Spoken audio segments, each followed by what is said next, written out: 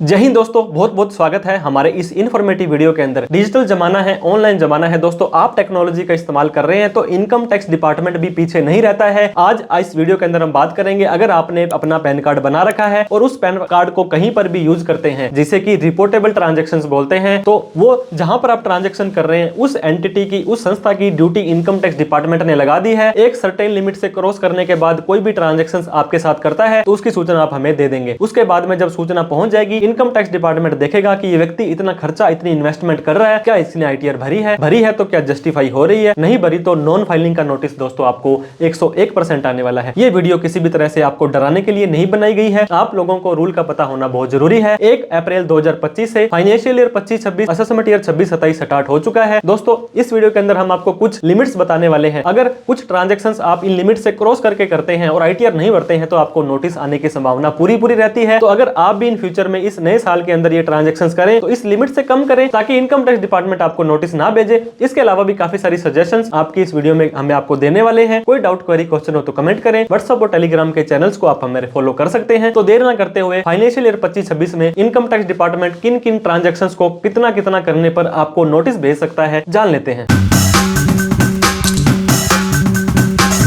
तो दोस्तों जैसे कि आपको पता होगा, 1 अप्रैल 2025 से हमारा न्यू फाइनेंशियल ईयर 25-26 स्टार्ट हो चुका है। तो ऐसी कौन कौन सी ट्रांजैक्शंस हैं जो इनकम टैक्स विभाग की नज़र में रहती है। अगर आपने वो ट्रांजैक्शंस कर ली और आपका पैन कार्ड दे दिया तो दोस्तों इनकम टैक्स डिपार्टमेंट आपको नोटिस भेज सकता है। दोस्तों एक चीज़ बताना चाह रहा था, अगर आप मान लीजिए एक व्यक्ति है जो ट्रेन में यात्रा कर रहा है और वो बिना टिकट है, जब वो स्टेशन पर पहुंच जाता है तो उसके पास 2 रास्ते होते हैं, गेट नंबर 1 और गेट नंबर 2।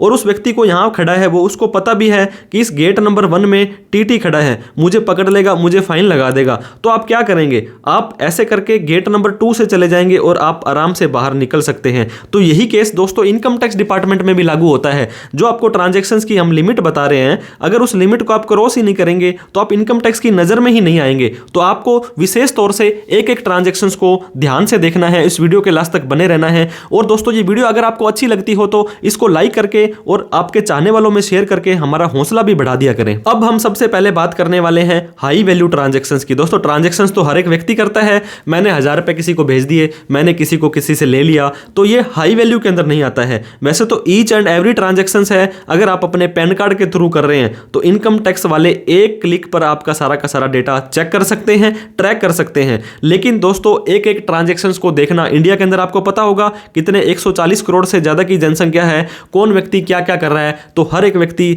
मान लीजिए एक व्यक्ति ने 1 लाख रुपए नगद जमा करवा दिए बैंक में, तो उसको थोड़ी ना वो पकड़ते रहेंगे। तो उन्होंने रिस्पॉन्सिबिलिटी लगा दी है कुछ रिपोर्टिंग एंटिटी की। मान लीजिए बैंक की बात करें, अगर आपने बैंक में लेन देन किया तो बैंक में लेन देन तो हर एक व्यक्ति करता है। मैंने आपको 1 लाख का एग्जाम्पल दिया और एक व्यक्ति ने 1 करोड़ रुपए जमा करा दिए, तो दोस्तों बैंक वाले की जिम्मेदारी बनेगी कि नहीं बनेगी कि इस 1 करोड़ रुपए वाले की सूचना हम इनकम टैक्स को दें। हालांकि आजकल तो बैंक वाले खुद इनकम टैक्स डिपार्टमेंट बने हुए हैं, वो आपका अकाउंट होल्ड कर देते हैं, डेबिट फ्रीज कर देते हैं और बाद में ज्यादा लेन देन कर दिया तो उसका प्रूफ मांगते रहते हैं। तो इस तरह से हाई वैल्यू ट्रांजैक्शंस ऐसी ट्रांजैक्शंस हैं जो एक सर्टेन लिमिट से क्रॉस कर जाती है। और बात करें रिपोर्ट्स की, दोस्तों जैसे डॉक्टर साहब आपको रिपोर्ट लिख करके देते हैं और रिपोर्ट के बाद ही आपको दवाई देते हैं, वैसे ही सीए साहब भी आपकी रिपोर्ट चेक करते हैं। AIS annual information statement, tax payer information summary 26 AS, दोस्तों पेन 2.0 आ रहा है। और कोई भी ट्रांजैक्शंस जो आपने अपने पैन कार्ड से करी है, ये कब डिपार्टमेंट को पता लगता है, जैसे मान लीजिए 1/4/2024 से लेकर के 31/3/2025 को जो भी लेन देन किया, तो 31 मार्च को तो आपका साल खत्म हो गया। क्या 1 अप्रैल को आपका सारा डाटा ऑनलाइन शो हो जाएगा? नहीं नहीं नहीं, क्योंकि दोस्तों जो भी रिपोर्ट देंगे SFT के माध्यम से देंगे और उसकी लास्ट तारीख है 31 मई 2025। तो मैं आपको एक बार फिर से सलाह, रिकमेंडेशन जरूर दूंगा कि जून और जुलाई के महीने में एक बार आप अपना AIS TIS जरूर चेक कर लें, ताकि वहां पे जो सूचना बोल रही हो उसके हिसाब से आप अपनी ITR भर दें और इन फ्यूचर में कोई भी नोटिस वगैरह आपको ना आए। अब ट्रांजैक्शंस दोस्तों कैसे देखनी है, किसकी देखनी है, ये देखनी है पैन कार्ड वाइज। मान लीजिए हस्बैंड और वाइफ घर में 2 जने हैं, तो इन दोनों के पास अलग अलग पैन कार्ड है, मदर, फादर, सिस्टर, ब्रदर, तो इन सभी के पैन कार्ड की अलग अलग लिमिट है और फाइनेंशियल ईयर वाइज देखनी है। 1/4/25 से 31/3/26 के बीच में देखनी है और एंटिटी वाइज देखनी है। दोस्तों आप बैंक में कुछ और लेन देन कर रहे हो, क्रेडिट कार्ड में कुछ कर रहे हो, FD में कुछ कर रहे हो, तो ये अलग अलग एंटिटीज है और पर पर्सन की मैंने आपको बता दिया, हर एक व्यक्ति की। कैश एक ऐसी वस्तु है जो हर घर में यूज होती है, 8 साल का बच्चा हो, 60 साल के बुजुर्ग हो। तो दोस्तों सेविंग बैंक अकाउंट के अंदर अगर आप कैश जमा करा देते हैं 10 लाख रुपए से ज्यादा का, या कैश आप निकाल लेते हैं 10 लाख से ज्यादा का, दोनों मान लीजिए 9 लाख तो जमा कराया और 9 लाख रुपए निकाला, तो ये सूचना ऊपर नहीं जाएगी। दोनों में से कोई भी एंट्री अगर क्रॉस कर जाती है तो ये सूचना जाने वाली है। तो और एक बार में आपको दोस्तों 2 लाख से कम का ही ट्रांजैक्शंस यहां पे दिखाना है। सेक्शन 194(n) कहता है ऐसा कोई व्यक्ति जो 20 लाख से ज्यादा का कैश निकाल लेता है तो 20 लाख से ऊपर वाले पर 2% का टीडीएस काट लिया जाएगा, अगर आपने पिछले 3 साल की आईटीआर नहीं भरी है तो। इस चीज का भी आपको ध्यान देना है दोस्तों। सेक्शन 194(n) काफी खतरनाक सेक्शन है जिस पे हमने डिटेल में वीडियो बना रखी है, उसको प्लीज एक बार आप रेफर कर लें। अब बात करते हैं करंट अकाउंट की। एक बिजनेसमैन है दोस्तों, बिजनेसमैन ने करंट अकाउंट खुलवा लिया, इसका मतलब ये थोड़ी है कि वो अनाप शनाप लेन देन करता रहेगा। 50 लाख से ज्यादा का नगद जमा कराता है या 50 लाख से ज्यादा नगद निकाल लेता है तो यह सूचना भी इनकम टैक्स डिपार्टमेंट को चली जाने वाली है। एफडी, हमारे बुजुर्ग बोलते थे एक्स्ट्रा पैसा पड़ा है एफडी करा लो, हमारा पैसा भी सेफ रहेगा और इंटरेस्ट भी आपको मिल जाएगा। लेकिन इनकम टैक्स डिपार्टमेंट को आपका एफडी कराना पसंद नहीं है। पर बैंक के अंदर अगर आप ऑनलाइन 10 लाख से ज़्यादा, ऑनलाइन का क्या मतलब हुआ दोस्तों कि आपने सेविंग बैंक अकाउंट से ट्रांसफ़र कर दिया एफडी के अंदर, तो ये ऑनलाइन हो गया। और जाकर के कैश जमा करवा करके एफडी करवाई तो 2 लाख रुपए से ज़्यादा। इसके अलावा टीडीएस के रूल दोस्तों, अगर आपका 50,000 से ज़्यादा का एफडी के ऊपर ब्याज मिला है, सीनियर सिटीजन को 1 लाख से ज़्यादा का मिला है, तो 10% का टीडीएस काटा जाता है और उसको रिफंड भी आप ले सकते हैं। तो बैंक में जब भी एफडी कराएं तो पर बैंक के अंदर आप 10 लाख या उससे कम की एफडी रखते हैं तो आपको इनकम टैक्स से नोटिस आने की संभावना कम रहती है।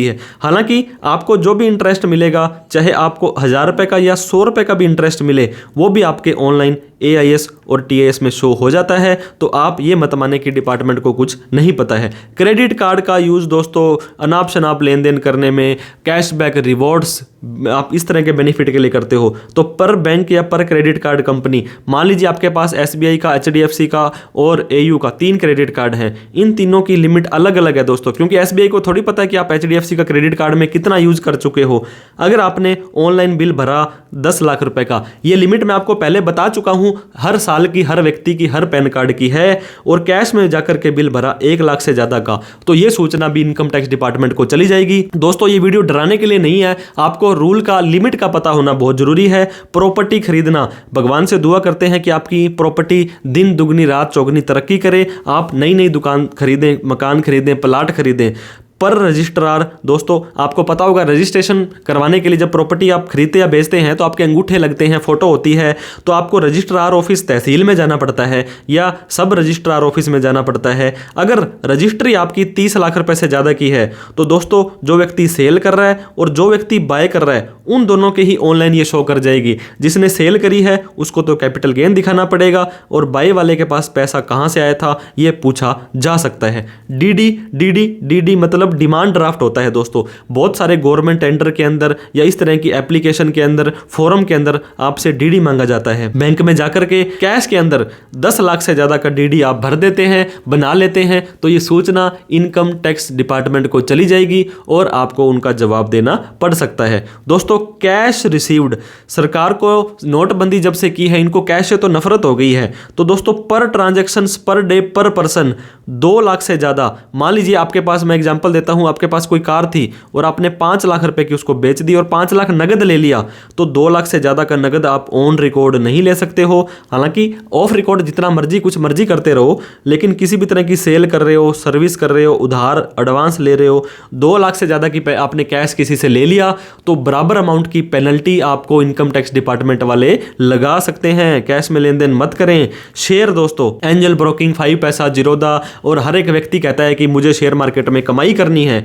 एक कंपनी के अंदर अगर आपने 10 लाख से ज्यादा के शेयर ले लिए हैं तो आपका ये ऑनलाइन डेटा शो हो जाएगा। लेकिन आजकल आपका ब्रोकर दोस्तों हर एक रिपोर्ट आपकी इनकम टैक्स को देता है। आपको चाहे 1 रुपए का भी डिविडेंड मिला हो, चाहे आपने 1 रुपए का भी शेयर खरीदा हो, मान लीजिए आपने म्यूचुअल फंड में SIP लगाई और आप 1000 रुपए महीने की लगाते हो तो 12 महीने की 12,000 रुपए लगाई, ये भी ऑनलाइन शो हो जाएगी। तो नाउ ए डेज एक सिंगल शेयर भी आपका ऑनलाइन AIS TIS में शो होता है। तो आप जब भी शेयर मार्केट में लेन देन करें, मेक श्योर करें आप अपनी ITR भर दें। दोस्तों बॉन्ड्स होते हैं, एक तरह से आपने किसी को लोन या उधारा पैसा दिया है। एक कंपनी के बॉन्ड्स अगर आप 10 लाख से ज़्यादा के खरीद लेते हैं तो दोस्तों, अब मैंने आपको बताया 1 रुपए का भी कोई बॉन्ड हो वो भी आपका ऑनलाइन शो होता है, क्योंकि आपने वहां पे अपना पैन कार्ड दे दिया था। इसके अलावा भी बहुत सारी ऐसी कंपनियां हैं, RBI खुद अपने बॉन्ड्स जारी करती हैं। ये सारा का सारा डेटा आपके ऑनलाइन शो हो जाने वाला है। बात करें म्यूचुअल फंड की, दोस्तों mutual fund are subject to market risk, please read all the document before investing. ऐसा कुछ आपने सुना होगा।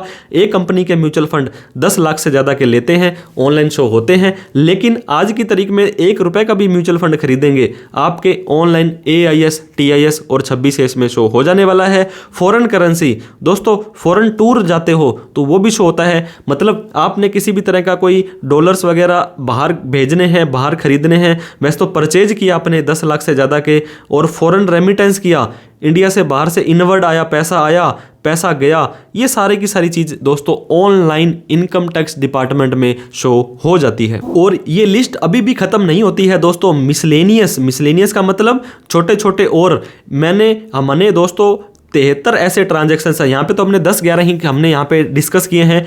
73 ऐसे रिपोर्टेबल ट्रांजेक्शंस हैं जो इनकम टैक्स डिपार्टमेंट को रिपोर्ट सूचना चली जाती है, उसको भी आप जरूर देखें एक बार अगर नहीं देखी है तो। सैलरी, FD कितने की करवाई, क्रिप्टो करेंसी, ड्रीम 11, ये इसके अलावा डिविडेंड, बहुत तरह के ट्रांजेक्शन दोस्तों AIS TIS और 26S में शो होते हैं। इसका सोल्यूशन क्या है? हम आपको डराने की बजाय हम आपको बताते हैं कि कीप ट्रांजेक्शंस के उस लिमिट से कम रखो। नगद जमा करवाने हैं तो दोस्तों 9-9 लाख रुपए करवा लो, ज़्यादा ही करवाने हैं तो अलग अलग बैंक में करवा दो। मतलब अगर आपकी लिमिट ही क्रॉस नहीं होगी, वो मैंने TT वाला एग्जाम्पल दिया था, तो आपको पकड़े नहीं जाओगे, आपको फाइन नहीं लगेगा।